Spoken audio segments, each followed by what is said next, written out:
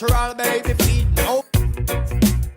That's how we turn up your Saturday. One time, usually Black Storm in the mix alongside the sub. We go till 4. But I tell you, we are live on the Facebook. So shout out to everybody who's taking in the action live right now. You know what to do. Once you come in the live, hit the share button. Like it and hit the share button. You understand? Because we have a very special guest in the building. Very, very, very special guest in the building. Right? So hit the share button. Hit it now. Build up the live, I tell you. Build up the live. Build up the live, I tell you. Hit the share button. Build up the live. You understand? To the folks trying to call me now, please avoid doing that. I'm going to talk to all you after 4. Yes, in studios I've got the leader of the NDC, the National Democratic Congress, Mr. Dickon Mitchell. Good afternoon, sir, and welcome to the studios of Power 95. Good afternoon, Storm. Good afternoon to your listeners, whether they're on radio, whether they're on Facebook.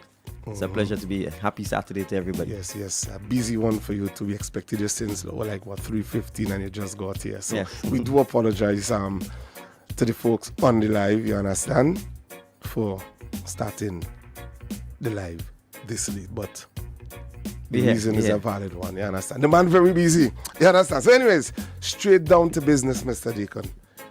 How have things been going with you so far?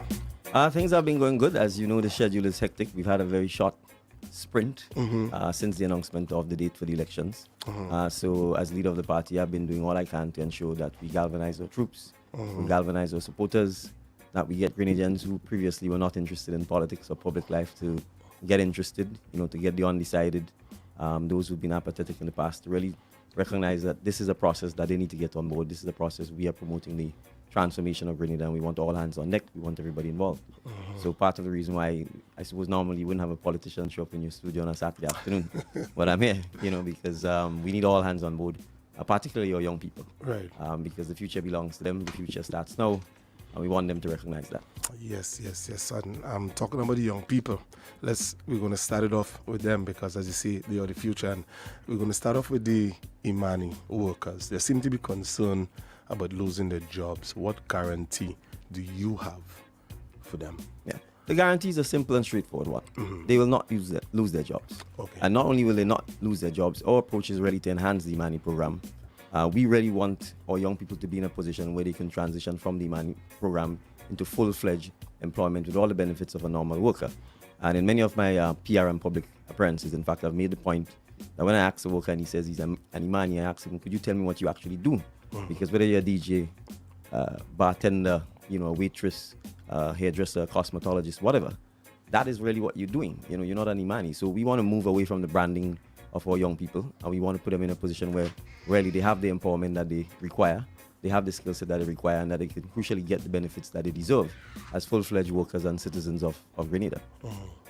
Okay. All right. So, talk about sports. Yes. Right? And touch on the sports a little bit. What can you bring to the young men and young women of the nation where sports is concerned? Right. Well, a couple of things. One, we really want to make playing of sports mandatory in our schools, because that is when you're going to observe the talent. And that is when you're going to give our sportsmen and women who are truly talented the confidence to know that they can have a career in sports. We don't want to wait and make it seem sports is an afterthought or you're a dropout and that's why you play sports. We want our young men and women to recognize that sport is an integral part of development and that it's quite normal to pursue a career in sports. If you look at all these professional leagues around the world, whether they be basketball, cricket, football, when you're 18 or 19, it's too late. Yeah. You really have to start at 8 and 9. I mean, Messi didn't become Messi at 19 and 20. By then, he was already a superstar. Right. So that is what we want to promote. And what we recognize is that you have to give the necessary support to that. It means you have to get more coaches. And you have to get the funding to do so. And one of the things we've said is that the National Lotteries Authority was really set up to support sports, culture, and ultimately nation building. And we want to ensure that the funds of the National Lottery Authority are used for that purpose. We've highlighted, for example, that when our young men and women are representing Grenada overseas or training to represent Grenada overseas, they should be paid. Yeah. You know, just like any other civil servant or any other Grenadian professional who's going overseas on his job. Right. You know, so we certainly intend to implement that. Certainly for national teams in terms of football, cricket, or what have you, netball, as the case may be. We really want to ensure that these young men and women are given the stipend and that we can transition them into a point where they can pursue sports as a profession. But it's not just the playing of sports. It's all of the associated things that come with it. You know, coaching, for example. You can pursue a career as a coach. You know, you can pursue a career as a referee. Right. You know, so those are the things we really want to expand the horizon on and give our young people the opportunity to realize that sports does not have to be this amateur, I'm just playing for fun approach. And we really want to truly make it a career. And so we feel that the starting point is in schools. We also want to be able to develop our community sporting groups. Because when you transition out from school, you must have a sporting club that you can belong to, because if not, your talent will not be harnessed. It will go to waste. And so we feel setting up of semi-professional leagues, for example, in Grenada, both at the football, the cricket, and the other levels will be key. The third aspect is that we want to expand the category of sports. You know, we obviously track and field is quite popular here. Football, cricket, perhaps to a lesser extent, some basketball. But beyond that, we really don't look at the other areas of sports. You know, volleyball, tennis, for instance. And if you look throughout the length and breadth of Grenada, outside of St. George's, we have no tennis courts in the outer parishes. So it means if there are potential tennis superstars walking around in St. Andrew or St. Patrick, you will never know, because there are no courts, there are no opportunities there. And so those are some of the things we want to look at. Swimming. You know, Grenada has done very well in the OECS swimming championship, notwithstanding that basically we have a makeshift pool at Godo. Right. And the Grenada Swimming Association has really been trying to get a national swimming pool up. Land has been given to it in Queen's Park to do so. But outside of that, there's been no other meaningful contribution from a government perspective. And that's one of the things we want to change as well. We want to make swimming mandatory in our schools. We want all Grenadians to learn to swim for obvious reasons. We are island, you know, we're surrounded by the ocean. And learning to swim is a skill set that automatically puts you into a position where you're more likely to get a job, because you can work on a marine craft. You know, you can work in the scuba diving industry. You can work in the boat building industry by simply being able to swim. You can work on cruise ships by being able to swim. If you can't swim, the likelihood that you can work in those areas literally goes out the door. So those are some of the things we want to be able to broaden the horizon, broaden the scope for our young people, so that they know you don't have to do the traditional jobs. If your talent is not there, if you're not excited by it, then it really does become labor, and you're less inclined to be excited to get up out of your bed and go do it in the morning. So we want to expand some of the things that are available to our young women, in particular when it comes to sports, so that they recognize that the options are limitless. Okay, nice. So let's just shift a little bit to business side of things. Now, a lot of young people might be thinking of going into business. How does the NDC plan to support them? Two things. We want to reorient the Grenada Development Bank and the GIDC, Grenada Industrial and Development Corporation, into supporting Grenadian small business entrepreneurs. And we recognize it's not just funding, right? Because many times a business may start and then fail 2 or 3 years because of the technical and advisory services that you may need, whether it's from a lawyer or insurance people or other technical people to assist. So we really want GDB and GIDC to focus on those areas. We feel particularly that GIDC's focus has been on foreign investment rather than investment in Grenada. So those are 2 institutions that we will really turn around towards supporting our local businesses. And one of the things that's important is that, you know, business succeed not just because you have an idea. You have to understand financing. You have to understand how to maintain your books. You have to understand marketing. You may have a great program, a great product, but if you can't market it, then people wouldn't know. And we feel with the tools and so on that are available now, particularly with the internet, there's a great opportunity for us to teach our young people how to market their products, how to find financing, how to ensure that you have the support services in terms of accounting, legal, insurance, etc. And therefore, what we plan really to do is not just identify persons who have great business ideas, but give them the opportunity to be trained over a 6 to 12 month period in those areas. And then when they get the opportunity to get the financing, we also offer concessionary tax rates to back them for the first 3 to 5 years.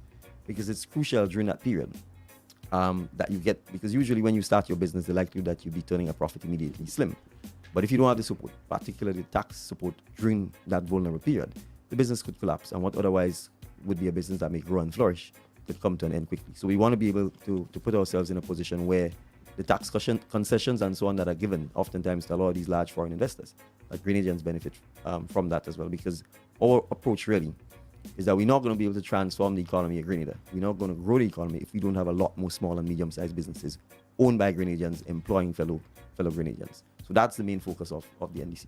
Okay, nice. So, business, still on the side of business. We hear NDC talking a lot about agriculture.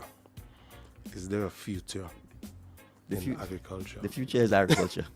It The is. future is agriculture. If you can't feed yourself, you have no future, right? We only need to look at what has happened during the COVID-19 pandemic to realize that essentially if a container doesn't come from Florida in a week, our supermarket shelves are empty, right? And so it doesn't matter whether you have the money. If you have no produce to buy, then you're going to starve. So there's no question that the future is agriculture. I think what we need to recognize is what are the areas that agriculture needs support. We've talked about the fact that if you drive through Grenada, particularly in the rural communities, you see hundreds and hundreds of abandoned land, right? And agriculture doesn't always mean food, you know. We can take a product like bamboo, for example. We have bamboo. Bamboo is multifaceted, but we've never invested in researching how can we use bamboo. We've never invested in saying, okay, should we be growing bamboo on a commercial scale? Storm in Jamaica. There's some English folks who've invested up to $50 million in Jamaican forests and the necessary plan to pulp bamboo and to convert it into all of the uses that you can make from bamboo. We import bamboo from China here to do flooring and so on. Right. So I'm just giving this as an example. We can take something like vanilla beans. You know, one of the things that has not happened in Grenada is since perhaps the passage of Hurricane Janet, we've not looked to introduce new crops into Grenada or experiment with new crops to see what else can grow here. That's another option. So I raise something like vanilla beans because it's one of the most expensive commodities in the world. And at one time, vanilla beans grew in Grenada.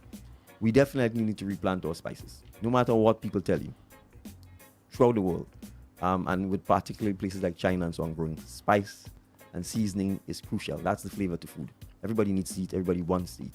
And there's no reason why we should not have replanted our nutmegs or cinnamons or cloves after Hurricane Ivan. The mountainside is still there. The land is still there. And as I've said, we will embark on a national replanting. Because it's not just the economic side of it. It's also a sense of pride, a sense of identity. What distinguishes Grenada from St. Vincent or St. Lucia. And we can use that to sell Grenada as well from a destination point of view. So there's a future in agriculture. There's also technology now. Right. You know, greenhouses, solar energy, aquaponics. You know, and so the way we grow the food also food in particular has to change. And make no doubt about it, the market is there. The demand is there. Tourists who come to Grenada want to come to experience something different, something unique. You don't want to eat the burgers you eat in New York all the time. You know, you want to experience something that's distinctly Grenadian because that's the memory you're coming back with. And that's why people will come back. So there's no doubt we will support agriculture because the future is agriculture. Right. So I am an undecided voter. Yes. I want you to convince me and convince the youths of this nation why they should vote for. Right. Well, let me start by saying the National Democratic Congress and myself, we are coming from an aspirational point of view. We are saying as Grenadians, we can do better. We need to aspire to do better. We are saying you should not and cannot settle for what you have. Because if you're settling, it means you're regressing. Someone else is going to pass you by. And so when we stand here and we talk about transforming Grenada, we are saying as a youth myself, I'm not satisfied with where Grenada is. And I'm satisfied that Grenada can do better, can be better, and we all can be part of that process and benefit. And so you see, we've talked about solutions. You see, when you ask me a question, I tell you what our vision for Grenada is. So we could talk about agriculture. We could talk about just the infrastructure in Grenada, the roads. A lot of young people drive cars. I know they're not happy with the roads. Many of our main roads still do not permit 2 vehicles to pass along them. You know, I'm saying in 2022, that's just crazy. So when we talk about transforming Grenada, those are the ideas we are talking about. We are talking about big ideas. We are saying there are countries in the world in the 1970s that were poorer than Grenada, and they're first world countries today. You can take places like Dubai, right? Now you may say, why has Dubai become a first world country? Because it found oil and gas, but because they managed the oil and gas in such a way that they were able to develop themselves and become a first world country. Grenada has oil and gas. The problem is, who has managed the oil and gas? What have they done with it? We don't know. So I'm saying when we talk about transforming that, I'm saying on an NDC, you put us in charge of Grenada. You put us in a position to lead Grenada. What we will start is something that a next generation of Grenadians will finish. So when you can look back 15 and 20 years from now, you can say, this is where Grenada was. A place where 2 vehicles can pass on the main road. This is now a place where 2 and 3 vehicles pass on the main road unhindered. When you say we found Grenada in a place where there was no coding or programming, we can then point to the 10, to the 15, to the 20,000 Grenadians who can all code and who can all earn a living being in Grenada, but working for people throughout the world. When you look at our sports, our culture, entertainment, we don't just want one Mr. Killer. We want several Mr. Killers. That Sure. is why you should vote for the National Democratic Congress, because we are looking to take Grenada higher. We are looking to transform Grenada. And crucially, it's about Grenadians. It's about being for us first and recognizing that we are unique, we are special. You know, there was a period when the international world paid attention to Grenada. And that's because of what Grenadians were doing. You don't get invaded by the United States of America. True. You know, if there wasn't something special, regardless of how you view it, that was happening. And we need to rekindle that kind of energy, that kind of enthusiasm. And I think we're well on our way to doing so, because I'm sure 8 months ago, if you met me on a street storm and you said you'd have been here interviewing me as leader of the National Democratic Congress, and this host of young people would have gotten involved, you'd have probably laughed at me. Of course. And say I'm crazy. And so sometimes you have to do a little crazy, Yeah. because that's what it takes sometimes to galvanize the enthusiasm, galvanize the spirit of your people, and let's try and just all move forward together. Right. So, young people, you've heard it yourself. Let's talk a little bit about the women. Right. What are the plans for young women of this nation? Right. So I've identified in particular that our women still are, to some extent, second-class citizens in our country, particularly young women with children. You find they have the highest rates of unemployment, some of the worst housing conditions. And those are two areas that we particularly need to address. But it's also crucial that we change some of the stereotypical approach that we have to our women, particularly, for example, when they get pregnant. They're not getting pregnant by themselves, and you still have a situation where they can't complete their education, they can't complete their schooling. Those are things that need to change culturally, because we need to recognize that if you don't empower that woman, especially if she's pregnant, for example, then you will leave her with a situation where she has to take care of a child and has no money or no means of doing so. So some of that cultural changes has to take place as well. We also still have to accept that there's a lot of physical, emotional, and mental abuse that our women suffer from. And that is something not just the judicial system has to address, but our entire education system and the training and educating of our men in particular when it comes to that. That also has to be addressed. But I also want to hone in on something that is key. To create and reduce the unemployment in particular, we need to encourage women to get into skills training. Construction is not just a man's job. You know, and I made the point the other day that in places like Italy, the men may build the physical cars, but when it comes to the leather work and the interior, it's women who do it, because they tend to be better at the finishing. You know, and so particularly since we are big on encouraging skills training, one of the things we really want to do is make sure that area is open up for women, and there's no sense that women don't belong there or they can't do, so that they could take advantage of a lot of those jobs. For example, painting. Now you see a lot more female painters. I mean, bus drivers. In the past, when I was growing up, I never saw a female bus driver. Now we have female bus drivers. So we really want to encourage and galvanize women to recognize that there's no limit to their abilities, there's no limit to their talent and skills, and we want to encourage them to do so. So those are some of the policies and so on that we'll be certainly pursuing. Okay, I noticed that a lot of focus is placed on young people. Yes. What guarantee is there for sustainable jobs for our young people? Right, and that's why we talk about things like skills training. Because the fact is, you're always going to need plumbers, electricians, you know, carpenters, masons, those kinds of things. We want to move away from a situation where a lot of our young people are dependent on someone else for a job, right? And even if they are working for someone else, we want to give them the ability to have an alternative so that they can always have a side business or have a second source of income. So when we talk about sustainable employment, that is where the key, self-employment, or at least working for Grenadians who understand the challenges you face in small businesses where you have flexibility and so on. That is key. Things like teaching people to fish. As I've said repeatedly, in Grenada, you only learn to fish if you're from Woban, Soubise, you know, Guave, Waltham, Duquesne, because the sea is there and your parents or foreparents did it, and you learn because it's passed on. Right. But if you're from the middle of St. David, for instance, and you don't have a fishing family, the likelihood you learn to fish is literally zero. You probably won't even learn to swim because there's no formal mechanism in our education system to do so. So we have to recognize where are the jobs and what are the skill sets we need, and then make sure education system is retooled to do that. And that's how we're going to create the sustainable employment. The other area I want to talk about is the creative arts, music, right? Dancing, songwriting, producing. Growing up in school, nobody ever told me those were careers. I was never exposed to them. And I think many of our young people who find themselves in these areas do so by default, just because they like music and then they hang around a DJ and they see the equipment and they get curious and they play around with it. But again, there is no formal process to introduce someone, just as how you would introduce them to banking or policeman or nurse in our education system. And let's talk about the entire fiscal tax policy. There's no incentive. You don't get concessions on DJ equipment and production and music equipment and any of that. Notwithstanding that Carnival is a major part of our culture and a significant revenue earner. but you give concessions for hotels, right? But if the hotels themselves don't have any entertainment in them, don't have any Grenadians coming to play live music or live instruments, then the hotels themselves are going to be challenged, because what are you coming to the hotel for? So we really have to revise the entire approach to the creative industry, both from a fiscal and a tax point of view, from an education point of view, and from an empowerment point of view. You see, a lot of these things are still viewed as by the wayside. You're trying a thing, so you have to go and do your normal day work, and then in the evening you try a DJing job or you try producing music, that sort of thing. So what we want to be able to do is basically say to our young people, you can be a music producer straight off the bat. Right? We want to encourage you to do so. We want to make sure we have tax and fiscal incentives that encourage that, because we recognize our carnival is important to us. We recognize not just from a cultural point of view, from an economic point of view.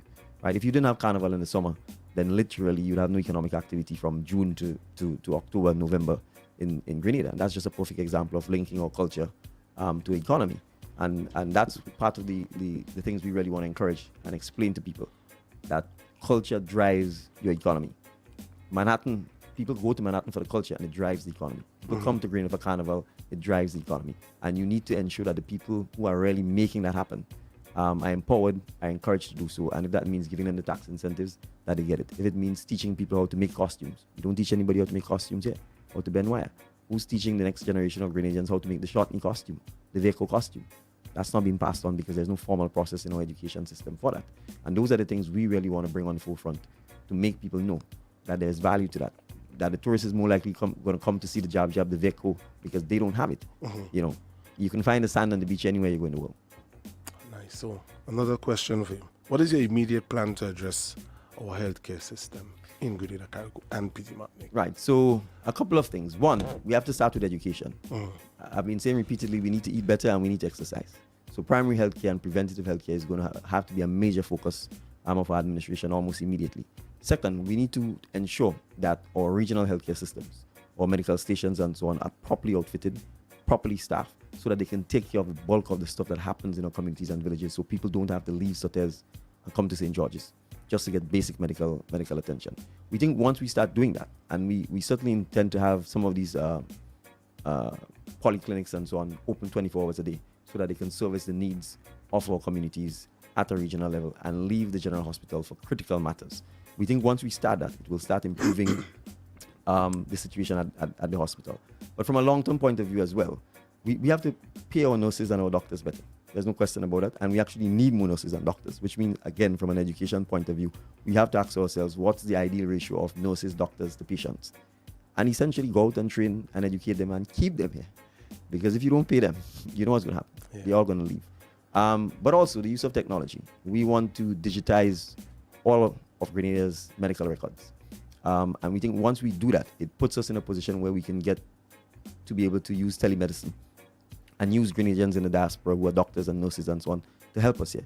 Because once you have the medical records digitally and they have access to that, then they can help with the consultation, they can help with a lot of the diagnosis without having to physically be here in Grenada. And we think that will immediately make a significant improvement to the quality of healthcare. And then finally, we want to move to things like mobile clinics.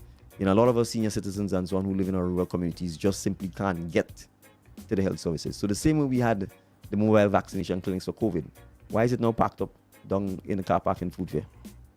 Is COVID the only thing that matters? Doesn't diabetes and all of those things matter? The checking of the high blood pressure, just for regular checks. You know, the dental care. You can have a dentist, a chair in a mobile clinic, and you can come to a village like Rukin. You know, you can advertise, we're coming here on X date from 9 to 12. We will have the dentist, we'll have the dental care. And particularly for senior citizens, particularly for disabled persons, you can come and get the medical attention you need because we are bringing it to you. So those are some of the things we want to be able to do. And, you know, people may always say it's about money, but we don't think it's about money only. It's about the will to get things done. It's about the will to, in fact, serve our people. And we think there are a lot of innovative, creative ideas that we can rely on, and particularly volunteerism. Because there are a lot of Grenadians, some of whom are retired, have time on their hand and are prepared to help, but they don't have the avenue, the opportunity to do so because there's no structured or organized way in which they can help. And I'm sure things like mobile clinics, you'd find that there are retired nurses and so on who will be prepared to help in those areas. Once they recognize we're serious, it's going to be a sustained project and it's going to be fair. Because what has happened in Grenada, you know, politics has permeated everything. And sometimes for basic government services, you're not getting it because you're perceived to not supporting, or you just simply speaking the truth, you know. So those are some of the things we want to be able to address. All right. No, I know that you are aware that the rehab center, the Carlton Home, has been closed for some time now, and with the increased use of drugs amongst young people, we obviously need a proper center. Yeah. What you and your team will do. Right. Well, I've said, and someone asked that question in one of our pocket meetings. Right. And I said, in fact, I'm aware that even the private sector has been raising funds to help rebuild Carlton Home. So to me, from our perspective, the fact that private citizens have already taken on that lead, they should be complimented and applauded. And an NDC administration will, in fact, whether we call it Carlton Home or any other home, we will, in fact, provide, build, and ensure, together with the private sector, that we have rehabilitative centers to address alcoholism and drug use. But even more so, obviously, we don't want to wait till we get to that position. So that's where the education and so on needs to come in. We really, as a society, need to have an honest conversation about our abuse of alcohol, the use of drugs, and how we educate our population so that they make the right choice. Because at the end of the day, you could legislate how much you want, you could ban how much you want. If people want to take drugs, they will find ways to do it. You know, if they want to drink excessively, they will do it. So what we really have to spend some time on is educating people about the dangers and explain that moderation generally works, you know, rather than the excessiveness. And I think once we do that, we'll have less and less people on that. But crucially as well, we need to support people when they get into that position. Because if they go into rehabilitation and they come out and they can't find a job, for example, or we stigmatizing them or we discriminating, they're more likely to fall back into the same habits and patterns, and that's one of the things we need to recognize. But to answer the question directly, we will certainly provide the rehabilitation centers like we need. All right, thank you so very much. I know that you're a very busy man and we're almost out of time now. So getting ready to wrap up. Any final words of encouragement you want to say to Grenada Carriacou and P.T. Martinique? Well, certainly. I can't miss the opportunity. It's the 23rd of June. It's D-Day. It's election day. We want all Grenadians. Let me start by saying we want all Grenadians, regardless of the party you're supporting, to come out and exercise your franchise and vote, because it's crucial. Democracy is important. We are blessed to live in a democratic society to be able to exercise those freedoms. There are hundreds of millions of people around the world who don't have that right. That's the first thing. Second, as the leader of the National Democratic Congress, we are asking you to exercise that choice by voting for the NDC. We are saying we are new, we are young, but at the same time, we also have an experienced team of persons with us. Our age ranges from 20 to the 60s, so it tells you we're running the entire length of it, and we are committed to really transforming Grenada. We are committed to saying politics need to change in order for our lives to commit. If we keep doing the same thing over and over and express progress, everybody knows that's madness. And frankly, we've been doing the same thing over and over for the better part of the last 30 years. And we know what we have. And so if you want that improvement, if you want that change, we are saying take the risk on us. We will be good for the risk. And you can't have benefit without risk. You can't have improvement without taking some risk. And so we've all decided to put our own lives at risk by moving out of our comfort zones, by forming this team, and by taking on the challenge of moving Grenada forward. And we want you to come on board with us. We want you to support us so that we can support each other and move Grenada forward. All right, so this evening, you move to where? So this evening, Perlmutter Junction, pocket meeting from 7 p.m. And then tomorrow, the big rally, Last Adjust, from 6 p.m. There's a national motorcade as well that's going up, starting in the south, going up the west, coming down the east. We end in Last Adjust, and then the rally at Last Adjust. Okay, and that's the final? Well, final rally, but I will be addressing the nation on Monday. We'll also be talking about some parts of our manifesto. The manifesto will be launched at the rally on Sunday, but it's a rally, so you know what happens at rallies. In terms of the details of the manifesto, I'll be presenting some of that at my national address on Monday to the nation. What really happens at rallies these days, though? A lot of energy, electric, it's high. Good spirits, good vibes, and as I said, at our rallies, we rave against the darkness. We bring a lot of light. We bring a lot of positive energy. Right. And at the end of the day, we talk about the solutions. We are really talking about the future of Grenada. And as we say, the future starts now on the 23rd. All right, so it's real vibes tomorrow. Real vibes the tomorrow. Last Address. Yes. All right, so thank you. Thank you. It's been a pleasure and being here. Sharing all this information with the nation, and I wish you all the best. Certainly. On the 23rd. All right. Thank you again, and thank you to all the listeners, and continue pumping power. Of course, we pumping power. We have people on the Facebook. We have 1,000 people there now, 1,000 viewers. So you could so many questions, you understand? But I know. Time is limited. But come to the pocket meetings, because the difference with us is that we entertain questions at our pocket meetings. We allow people to share their comments, share their experiences, and to educate us as well, because that's part of the whole process. You want to find out what's going on in the communities And obviously Facebook is one way of doing so, but you can still come to a meeting, still have your questions there, or even send someone to ask a question if you don't want to come yourself. You know. So thank you for all of those who joined us on the Facebook Live. It's been a pleasure as well. Okay, so thanks again for visiting us here at Power 95. Live link up there with the leader of the NDC, the National Democratic Congress, Mr. Dickon Mitchell. So everybody on the Facebook, thank you all so much. I mean, sorry I couldn't entertain all the questions you've been asking. You understand? We already out of time, 12 minutes into the other shift. You understand? So keep it right here. Turn it up Saturday, Black Sub on the Sub. Getting ready to exit the building, making way for Dr. Dre and DJ Chairs. Already here. You understand? So, ad break. When you miss us, we're gone, right?